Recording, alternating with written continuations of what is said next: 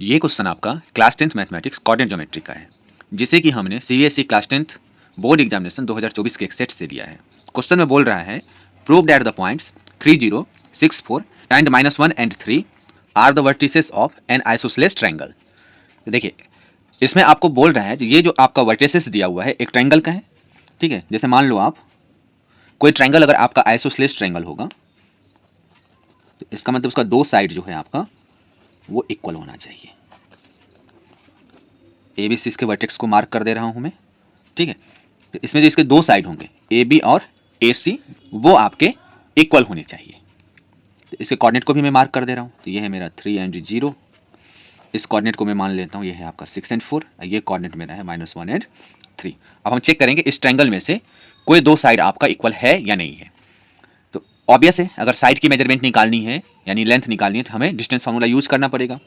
ठीक है, तो डिस्टेंस फार्मूला आपका क्या होता है, अगर दो कोऑर्डिनेट गिवन है, एक कोऑर्डिनेट आपका x1 एंड y1 है और दूसरा कोऑर्डिनेट आपका x2 एंड y2 है, तो बाय डिस्टेंस फार्मूला होता है x का डिफरेंस यानी कि x2 माइनस x1 का whole square plus y2 minus y1 का होल स्क्वायर। इस फार्मूले का हमें यूज करना है। तो हम देखते हैं इस क्वेश्चन को, लेट कर लेते हैं। Let A B C are the vertices of an isosceles triangle such that A coordinate है 3 और 0, B coordinate है 6 and 4 and C coordinate है -1 and 3। अब सबसे पहला काम करेंगे हम AB की जो है लेंथ निकालते हैं।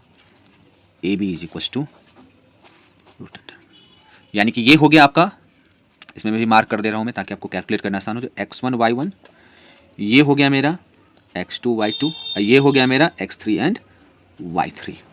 ए बी हमें निकालना है तो हम क्या करेंगे, x2 माइनस x1 इस फॉर्मूले के अकॉर्डिंग, तो ये हो जाएगा आपका 6 माइनस 3 का whole square plus y2 minus y1, तो y2 है 4 और y1 है आपका 0, तो 4 माइनस 0 का होल स्क्वायर। तो यहाँ से हो जाएगा आपका रूट अंडर 6 में से 3 को हम सब्सट्रैक्ट करेंगे तो होगा 3 का स्क्वायर प्लस 4 का स्क्वायर, यानी कि 3 का स्क्वायर 9, 4 का स्क्वायर 16, यानी कि रूट अंडर 25। इसीलिए ए बी की वैल्यू हो गई आपकी 5 यूनिट। अब हम बी सी की लेंथ निकालते हैं। तो बी सी, ठीक है, यानी कि फिर से हम ये फार्मूला लगाएंगे। तो x का डिफरेंस यानी कि -1 माइनस 6 का whole square plus y2 minus y1 3 minus 4 का होल स्क्वायर -7 का स्क्वायर प्लस इंटू -1 का स्क्वायर का रूट।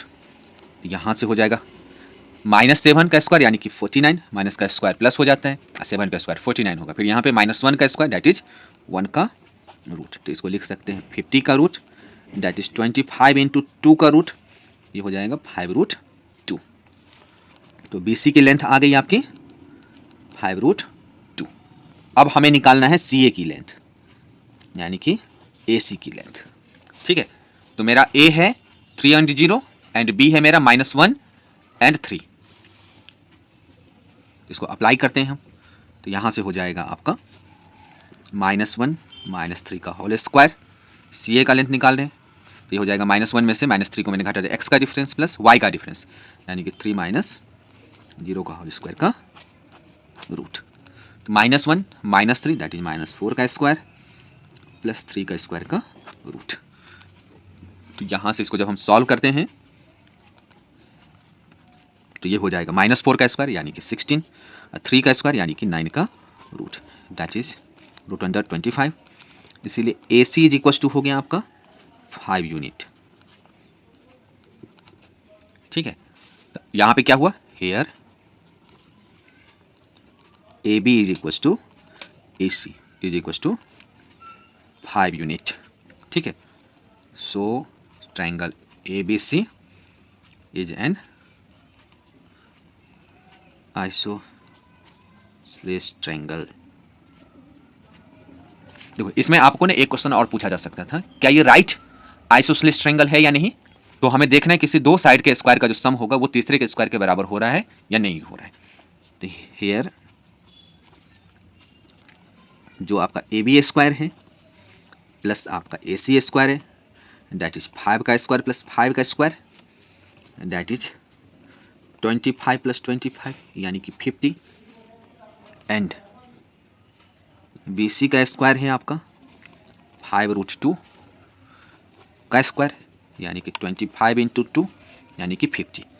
तो यहाँ पे एक चीज़ और हो रहा है, here A B square plus A C square is equal to B C square. So A B C is isosceles right triangle. ठीक है, यहाँ पे दोनों चीज़ें हो रही है, आइसोसेलेस भी हो रहा है और ये आपका राइट ट्रायंगल भी है, यानी कि ये ए पे 90 डिग्री फॉर्म हो रहा है। ठीक है, तो अगर आपको ये वीडियो पसंद आई है तो इस वीडियो को लाइक करें, चैनल को सब्सक्राइब करें, दूसरे स्टूडेंट के साथ में से शेयर जरूर करें। तो थैंक यू।